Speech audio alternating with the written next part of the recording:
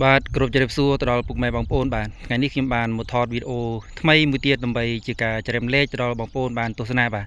ហើយវីដេអូនេះគឺចង់និយាយអំពីការកម្ចាត់ស្រែនៅក្នុងស្រែបាទក្នុងស្រែក្នុងស្រុករបស់យើងបាទវិធីមិនពិបាកទេ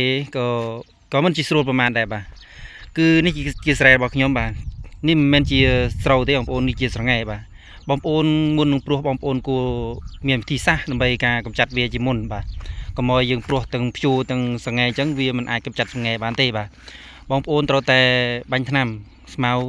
48ក៏បានថ្នាំប្រភេទណាក៏បានឲ្យតែប្រភេទសម្រាប់ស្មៅបាទបងប្អូនគួរតែបាញ់វាជាមុនឲ្យវាងាប់ដើមចាំយើងព្យួរព្រោះវានឹងកាត់បន្ថយនឹងសង្ហែក្នុងស្រែយើងបានទៅ30%ទៅ50%ដែរបាទកាលពីមុនគឺស្រែខ្ញុំគឺសង្ហែច្រើនមែនទែនគឺពេញស្រែតែម្ដងបាទតែឆ្នាំតំេងខ្ញុំបានបាញ់រួចម្ដងរួចមកហើយថាឆ្នាំនេះគឺខ្ញុំបាញ់រឹកទី2បាទឃើញថាវាអស់ទៅបដើហើយបាទបងប្អូនមិនបាច់ហត់នឿយទេប្រភេទស្មៅសង្ហែនេះគឺវាស្តៀងនឹងស្រូវមែនទែនវាអាចនឹងយើងថាដាក់ជីដាក់អីទៅគឺមិនល្អទេល្អតែសង្ហែហើយម្យ៉ាងទៀតគឺស្រូវយើងក៏មិនលូតមិនឈ្នះសង្ហែដែរបាទបងប្អូននៃជាកសិករដែលធ្វើស្រែគឺបងប្អូនដឹងហើយបាទហើយនោះមួយខាងទៀតនោះគឺប្រភេទស្រែក្បែរខាងខ្ញុំដែរគឺនៅជិតផ្ទះក្បែរខ្ញុំដែរបាទគាត់មានទីសាស្ត្រដូចខ្ញុំអញ្ចឹងខ្ញុំបានប្រាប់គាត់បានបាញ់ថ្នាំរួចគឺព្យួរឃើញថាអត់សូវមានសង្ហែទេឃើញថាស្រូវចេញមកគឺខៀវស្ងាត់ល្អតែម្ដងបាទចំណែកស្រែខ្ញុំនេះក៏តែបានព្រោះទេបាទថ្ងៃនេះគឺជាថ្ងៃទី21ខែ5បាទដូចថានៅខាងត្រង់សំរងខេត្តដល់មជ័យនេះគឺឃើញថាភ្លៀងធ្លាក់ជាសឹងថាជារឿងរាល់ថ្ងៃធ្វើឲ្យស្រែនេះគឺមានការដក់ទឹកមិនអាចព្យួរព្រោះបានភ្លាមទេបាទសពម្ដងគឺក្នុងខែ4គឺខ្ញុំចាប់ដើមព្រោះហើយតែឆ្នាំនេះដោយសារតែភ្លៀងធ្លាក់មកជប់គ្នាពេកដោយសារតែរវល់ក្នុងការងារ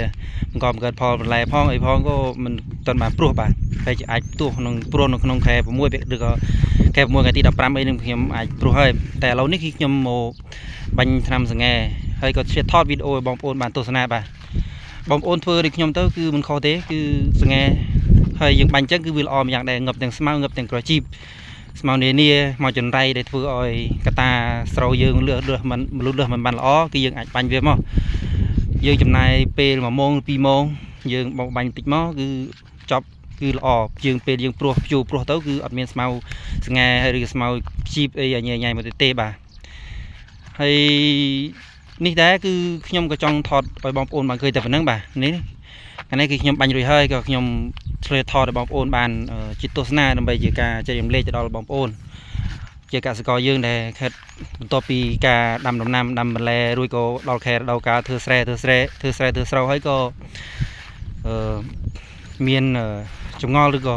ឆ្ងល់ក៏ចង់កម្ចាត់ស្មៅឬក៏កម្ចាត់ខ្ជីបចាប់អីយ៉ាងងាយស្រួលគឺធ្វើខាងខ្ញុំមកគឺមិនខុសទេបាទ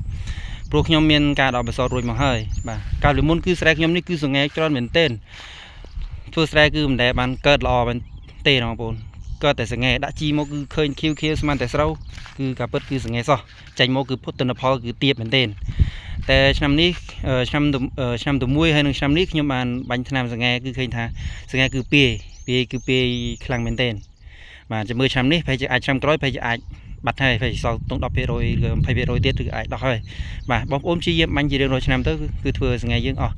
ព្រោះសង្ហែនេះគឺយើងមិនអាចបាញ់ថ្នាំស្មៅសម្រាប់ក្នុងស្រែបានទេវាមិនងាប់ទេតែយើងបាញ់តិនព្រោះស្រូវយើងបាញ់ថ្នាំប្រភេទ48អីទៅបាញ់មុនវាមួយសប្តាហ៍ឬកន្លះខែទៅវាងាប់អស់ទៅចាំព្យួរព្រោះ